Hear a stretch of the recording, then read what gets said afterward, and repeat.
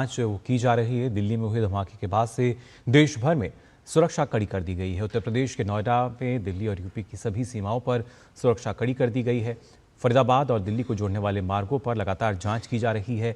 इसके अलावा सभी महत्वपूर्ण प्रतिष्ठानों को हाई अलर्ट पर रखा गया है।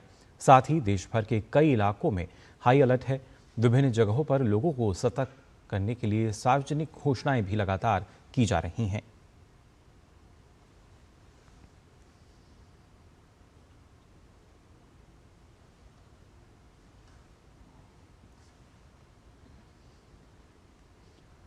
और इस पर और ताज़ा जानकारी के लिए आइए सीधा रुख करते हैं। हमारे संवाददाता अजीत द्विवेदी हमारे साथ लाल किले से जुड़ गए हैं।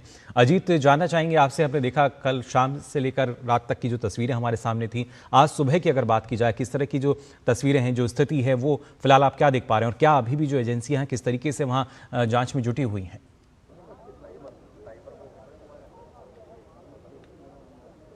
बिल्कुल, देखिए हम पूरी रात यहाँ पर डटे रहे और हमने देखा कि जिस तरीके से यहाँ पर ब्लास्ट हुआ उसके बाद से लगातार जो है तमाम एजेंसियाँ जो है यहाँ पर पहुँच चुकी थी। एनआईए की बात की जाए, एनएसजी की बात की जाए या दिल्ली पुलिस की फॉरेंसिक टीम की बात की जाए, सभी एजेंसियाँ यहाँ पर पहुँच चुकी थी और रात भर यहाँ पर जो है वो एविडेंस यहाँ पर जमा किए गए। रात भर यहाँ पर जाँच पड़ताल चलती रही और पुलिस जो है तमाम जो वो सूत्र जो है वो जोड़ने की कोशिश यहाँ पर कर रही है कि किस तरीके से ये ब्लास्ट हुआ है, क्या कारण इसके पीछे है। और फॉरेंसिक टीम जो है वो पूरी रात यहाँ पर एविडेंस जो है वो जमा करती रही। सुबह सुबह हमने देखा कि फॉरेंसिक टीम ने दायरा काफ़ी बढ़ा दिया अपनी जांच का और आसपास से करीब 200 मीटर के दायरे में जो है वहाँ से तमाम एविडेंस जो है वहाँ पर फॉरेंसिक टीम जो है वो जमा करती हुई नजर आई। तो पूरी रात यहाँ पर तमाम एजेंसियाँ जो थी वो तैनात थी और लगातार यहाँ पर तमाम जो सबूत थे, तमाम जो एविडेंस थे वो यहाँ पर जमा किए जा रहे थे और कोशिश की जा रही थी कि जो तमाम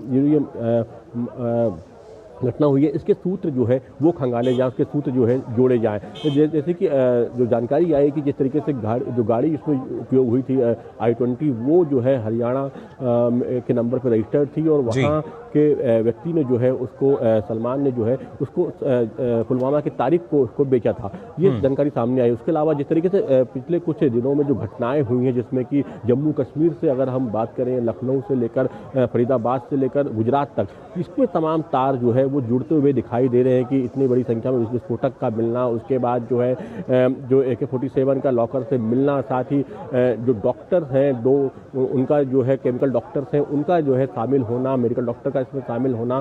तो ये देखिए तमाम तार जो है उसको जोड़ने की कोशिश जो है यहाँ पर एजेंसियाँ कर रही हैं, तमाम सूत्र जो है खंगाल रही हैं, लेकिन लगातार पूरी रात जो है एजेंसियाँ यहाँ पर डटी रही। लगातार आला अधिकारी जो है यहाँ पर आते रहे, लगातार जाँच जो है उसको आगे बढ़ाते रहे और न सिर्फ दिल्ली पुलिस हम कहें कि जो एनआईए के साथ साथ जो है फोरेंसिक की विशेष टीमें यहाँ पर लाई गई थी, सिल्वर डॉग यहाँ पर थे और लगातार पूरी रात यहाँ पर खोजबीन चलती रही। जिस तरीके से ये इतना बड़ा यहाँ पर ये ब्लास्ट हुआ है उसको लेकर कई सवाल जो है खड़े हो गए हैं कि आखिर इतना बड़ा ब्लास्ट कैसे हुआ और जिस तरीके से पिछले कुछ दिनों में तमाम चीज़ें सामने आई हैं, तमाम आतंकी नेटवर्क जो है वो सामने आए हैं, तो इसको लेकर भी पुलिस जो है या सुरक्षा एजेंसियां जो है वो तमाम सूत्र खंगाल रही हैं कि कहीं ये जो आतंकी नेटवर्क जो सामने आया है उससे तो इसके तार नहीं जुड़ रहे हैं, क्योंकि जिस तरीके से तमाम 3-4 राज्यों में तमाम आतंकी गतिविधियाँ जो है वो पकड़ी गई वहाँ पर, उसको लेकर यहाँ पर सूत्र जोड़ने की कोशिश की जा रही है, सूत्र खंगाले जा रहे हैं। कई टीमें जो है वो तमाम राज्यों में रवाना हो चुकी है सुरक्षा एजेंसियों की, जांच एजेंसियों की, और वहाँ पर भी ये तमाम सूत्र तमाम स्तर पर जांच की जा रही है कि ये जो यहाँ पर जो ये ब्लास्ट हुआ है कहीं इसके सूत्र पुलवामा से या फिर लखनऊ में जो लेडी डॉक्टर पकड़ाई वहाँ पे या फिर जम्मू कश्मीर से लेकर या फिर गुजरात में जो डॉक्टर्स जिनकी गिरफ्तारी हुई है आतंकी गतिविधियों में लिप्त होने में, उनसे तो नहीं जुड़े हैं, क्या उनसे कोई इसका कनेक्शन तो नहीं है। और इसमें जो विस्फोटक उपयोग किया गया है या किस तरह का विस्फोटक था उसकी भी जांच जो है फॉरेंसिक स्तर पे की जा रही है। हालांकि देखिए जांच काफ़ी आगे बढ़ चुकी है लेकिन अभी तक कोई भी आधिकारिक पुष्टि या घोषणा जो है वो नहीं की गई है, उसका हमें थोड़ा और इंतजार करना पड़ेगा। लेकिन इंटेंसिटी देखते हुए कहा जा सकता है कि एक बहुत बड़ा ये ब्लास्ट था और जिसमें कि इसको कह सकते हैं कि एक तरीके से प्लान किया जा सकता है, जिस तरीके से आतंकी गतिविधियाँ होती है उससे इनकार नहीं किया जा सकता। लेकिन अभी भी जांच एजेंसियां पूरी तरीके से पुख्ता सबूत जमा करेंगी, तमाम एविडेंस जमा करेंगी और उसके बाद ही जो है तमाम सच्चाई जो है वो निकल कर सामने आएगी। लेकिन हमने देखा कि पूरी रात यहाँ पर जो एजेंसियां थी वो जाँच में जुटी हुई थी और सुबह तक जो है यहाँ पर फॉरेंसिक टीमें जो हैं वो एविडेंस को लेकर यहाँ से जा रही थी, यहाँ पे जांच जो है की जा रही थी। तो देखिए ये जो इतना बड़ा जो ये ब्लास्ट हुआ है, ये ना सिर्फ पूरी इसने दिल्ली को बल्कि पूरे देश को दहला के रख दिया है। और ये जिस तरीके से ये ब्लास्ट हुआ उसके बाद से तमाम पूरे देश में जो है इस तरीके से रेड अलर्ट जारी हो गया है। तमाम जो बड़े शहर हैं वहाँ पर लगातार जो है वहाँ पर जांच जो है वो शुरू हो गई है, वहाँ पर सुरक्षा बढ़ती जा रही है और तमाम एजेंसियाँ जो है चौकस हो गई हैं। और कोई भी ऐसे सूत्र जो कहीं से भी अगर मिलते हैं एजेंसियों को जो इससे जुड़ते हैं, तो कोशिश की जा रही है कि तमाम स्तर पर जांच करने के बाद ही जो है कोई पूरी तरीके से जो है इस पूरे मामले का खुलासा जो है वो एजेंसियां बिल्कुल हर एक एंगल से जो जांच है वो की जा रही है। और गृहमंत्री ने सीधे तौर पर यही कहा था कि कहीं भी हम देख पा रहे हैं जांच में कि अलग अलग एंगल जो निकल रहे हैं, और जैसा आप भी बता रहे हैं कि अलग अलग जो नेटवर्क हैं उनको जोड़ने की कोशिश यहाँ की जा रही है कि आखिर क्या ये तमाम जो लोग हैं एक दूसरे से किस तरीके से जुड़े हुए हैं। लेकिन खासतौर से जिस कार में धमाका हुआ उसकी गुत्थी भी माना जा रहा है कि जल्दी सुलझा ली जाएगी, क्योंकि कई बार जिस तरीके से उसकी खरीद फरोख्त हुई है तो अपने आप में कहीं ना कहीं वो भी परिस्थिति संदिग्ध नजर आ रही है अभी तक।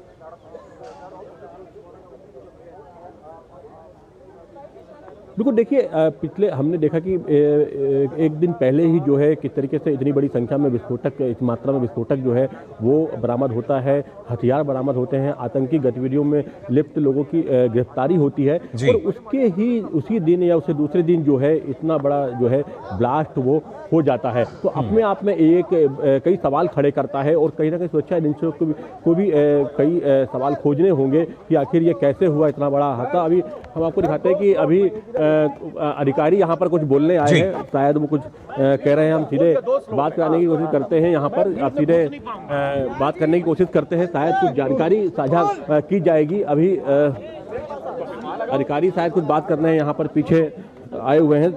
आपको सीधे दिखाते हैं कि क्या कह रहे हैं अधिकारी यहाँ पर। जी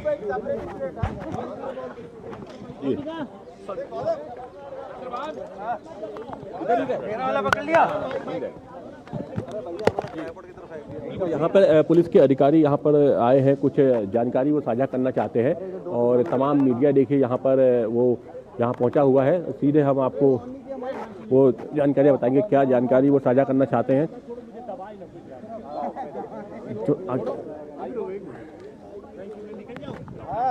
हम हैं, इधर भी बुला लेना। तो लाल किले पर हमारे संवाददाता जो है मौजूद हैं और जैसा बता रहे हैं कि वहां पर पहली बार कोई अधिकारी बिल्कुल यहाँ पर घटनास्थल पर सामने आए हैं, जो कि चहलकदमी जो है वो नजर आ रही है। जांच एजेंसियां जांच में जुटी हुई हैं। फिलहाल और क्या कुछ जो जानकारी है वो अभी हम यहाँ पर लेंगे अजीत से। लेकिन जिस तरीके से अभी तक जो तमाम जानकारी निकल कर आई है, खासतौर से इस हादसे में करीब 8 लोगों की मौत हो चुकी है और उसके साथ साथ 3 लोग घायल भी बताए जा रहे हैं।